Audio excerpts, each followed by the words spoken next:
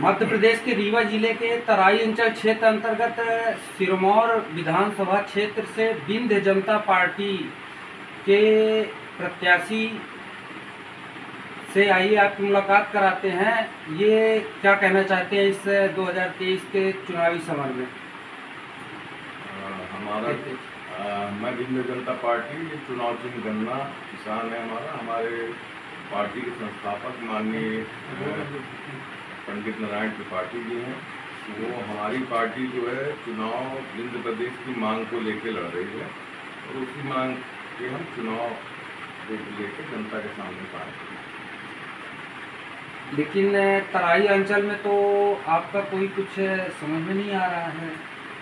देखिए क्या है कि कोई कुछ समझ में आना नहीं आना ये आप लोग को ऐसा लग रहा होगा जी। अगर आप आंतरिक सर्वे में जाएंगे, अभी हमारी पार्टी का तो 24 तारीख को जन्म ही हुआ है जी। जनता हमारे गोदी में खिला रही है जी, तो बरहों भी नहीं हुआ है। अच्छा तो मीडिया वाले इसको नहीं समझ पाते हैं। अगर आप जनता के बीच में जाएंगे तो बहुत सी चीज़ों की क्लियरिटी मिलेगी और ऐसा आप नहीं समझिए कि समझिए क्या नहीं समझ में आ रहा, आप उससे पूछें, मैं आपको बताता हूँ क्या समझना चाह रहे हैं। कितनी सीटों से आपके नारायण त्रिपाठी जी चुनाव लड़ा रहे हैं?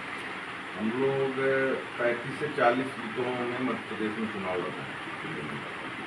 क्या उद्देश्य है नारायण त्रिपाठी जी का ये पार्टी बनाने का? कि हमें हमारा बिंदु वापस दे, यही हमारे नेता माननीय पंडित नारायण त्रिपाठी जी का उद्देश्य है। उसी उद्देश्य के साथ हम लोग जुड़े हुए हैं और विंध्य प्रदेश के कई नेता पृथक विंध्य की मांग कर रहे हैं। हमारे माननीय लक्ष्मण तिवारी जी जो अभी सपा से चुनाव लड़े हुए हैं जी, वो विंध्य की मांग कर रहे हैं, लेकिन उनका विंध्य का मांग जो मैं कहने का मतलब ये है कि चुनाव लड़ रहे हैं समाजवादी पार्टी से जी, हम मांग कर रहे हैं विंध्य की जी। तो अगर उन्हें विंध्य की मांग की ही करनी है तो हमारे साथ आ जाए, सपा में क्यों जाए? सपा का विंध्य से कोई तालमेल समझ में नहीं आ रहा है। तो ये सिर्फ क्या है ना, ये लोग सिर्फ नारे देते हैं, विंध्य की बात कई नेता पहले कह के खाली छला है।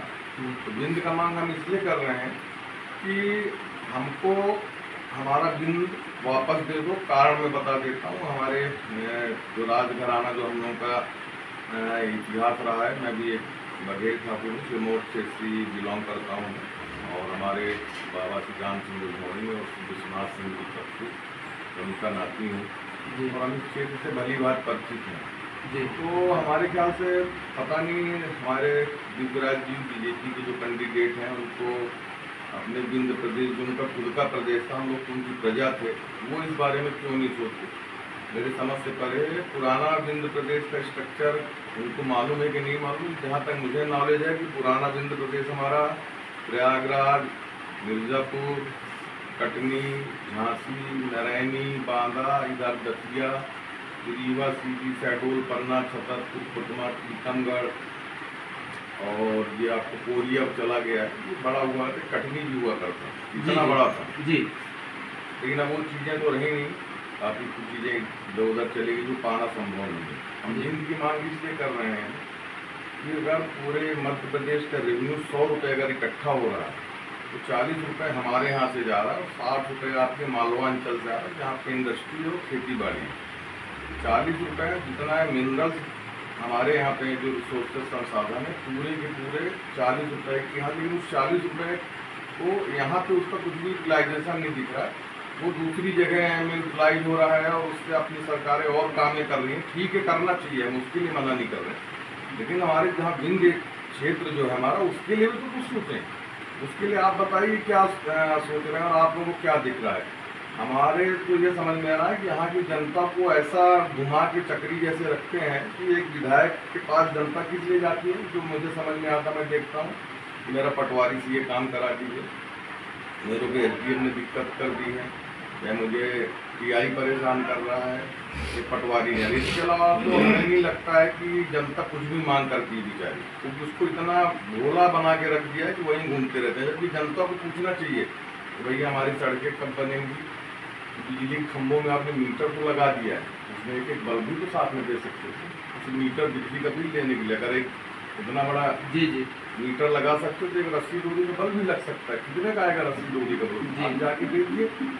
और हमारे कहना जी राजा राजा साहब दिवराज जी के एक दिन में प्रचार ऐसे घूमते थे, उन्होंने बोला कि मैं सड़कें बनवाऊंगा। मुझे लगा कि यार यही तो ऐसा बोल रहे हैं कि मैंने बनवाई ही नहीं सड़कें, मतलब खुद वो स्वीकार कर रहे हैं कि उनने सड़कें नहीं बनवाई, कुछ भी नहीं किया। और हमारी ये समझ में नहीं आता जिस प्रदेश के वो राजा रहे हैं वो खुद इस चीज़ पे क्यों नहीं गए, ये मेरे समझ से परे है। बाकी और नेता तथा जो नेता हैं वो पृथक जिंदगी मांग करते हैं सिर्फ चुनाव के समय। जैसे ही अभी चुनाव की घोषणा हुई, शिवराज जी ने 52,000 करोड़ का पैकेज, मुझे कंफर्म नहीं है, ऐसा सुनने में आया कि पहले भी किया जा सकता था। जैसे चुनाव आता है तो तहसील जिला बनाने लगते हैं, अभी मऊगंज को जिला बना दिया।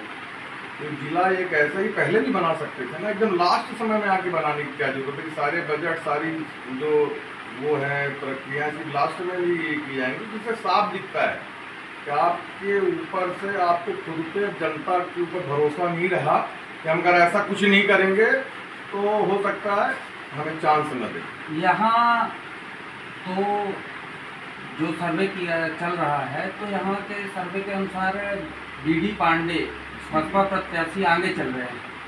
देखिए, जिस महकमे को बिलोंग करते हैं जी, है ना, उस महकमे के बारे में मैं ज़्यादा कुछ कहना नहीं चाहता हूँ। जनता बहुत समझदार है जी। जिस महकमे में थे वहाँ पे क्या किया है उनने, और उस महकमे की क्या इमेज है जनता के मन में। आप ही बताइए, उन्हीं टीआई के लिए जो नेताजी के पास जाते हैं, और जब टीआई नेता बन जाएंगे तो क्या हाल कर देंगे। तो किसी से छिपा नहीं, हम उसके बारे में ज़्यादा टिप्पणी नहीं करना चाहेंगे। तो हमारे आदरणीय हैं, जीत रहे हैं, उनको नमन करता हूँ, ऐसा कुछ नहीं। धन्यवाद। मध्य प्रदेश के रीवा जिले से अभिषेक तिवारी की रिपोर्ट।